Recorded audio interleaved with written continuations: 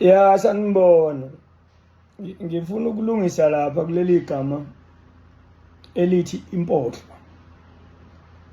Inkinga nikwazi ukuthola amagama la nisuke nihlanganele khona nje kudlaliswana bese kugcineni lawo magama niwenze ngathi amagama angampela. Njengaleli gama nje lokuthi emahostela zazi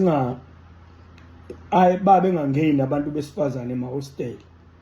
Ngesizathu sokungangeni kwabantu besifazane emahostela kwase kuthiwa kuseyimpohlweni ngoba amadoda eyihlalela ngawodwana eyindlini. Kodwa akwangelona igama lelo langampela. Igama elithi impohlo akakwazi ukuthi umuntu osaphilayo ohlele eGoli ononkosikazi ekhaya, ohlele eThekwini ononkosikazi, noma ngabe iliphi idolobha kodwa unonkosikazi ekhaya noma unentombi, ngokuthi uhlala yedwa ngaleso sikhathi lapho bese umbiza ngempohlo. Lelo gama lompohlo alisebenzi lapho. Igama lompohlo lisebenza la ngoba sohleze sinifundisa nje ngoba vese sicacile ukuthi anazi. Impohlo umuntu omdala mhlawumbe wayeseganiwe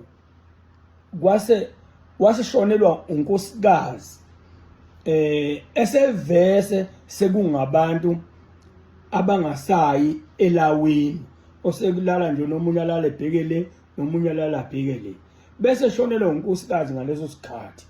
Ngoba eseshonelwa unkosikazi vese kuyacaca ukuthi lo muntu akasekho umuntu osazomshela, uzomshela enzeni.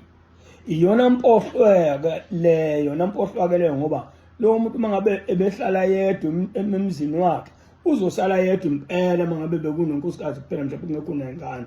Mangabe kukhona izingane sekuwumuntu ofuneka aqashele isebenzi noma makukhona umalokazana ube yena olubhekayo ikhehle ukuthi litholele ukudla nezinto nje ukuthi liwasheleke.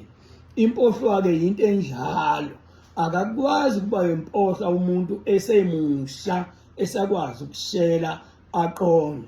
Igama elingasetshenziswa kumuntu okubonakalayo ukuthi ngabe umuntu okufanele ngabe usenawo umuntu wesifazane, kungasetshenziswa igama lokuthi uyisishimane, kodwa hayi ukuthi uyimpohlo, ngoba impohlwa umuntu ovese seyoze afe ngasamtholanga umuntu wesifazane ngoba uzomthola enzeni. Mayengathola ngathola esinye isalukazi esizomgada ongezi kwenzeka lutho. Impohlwa ke into enjalo.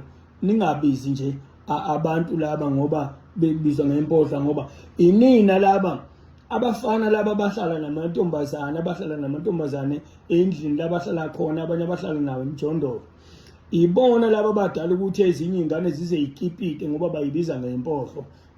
Ayikho impohlwa eneminyaka ewu-30, eneminyaka ewu-40, eneminyaka ewu-50 esakwazi ukuthi ngelinye ilanga lowo muntu oneminyaka ewu-50 usangakwazi ukuthi athole unkosikazi aganwe.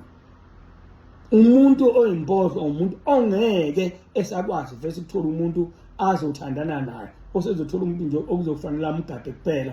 Ilawo madoda uthola ukuthi indoda yagana unkosikazi oyedwa kuvele kushona unkosikazi, kusala indoda iba impohlo.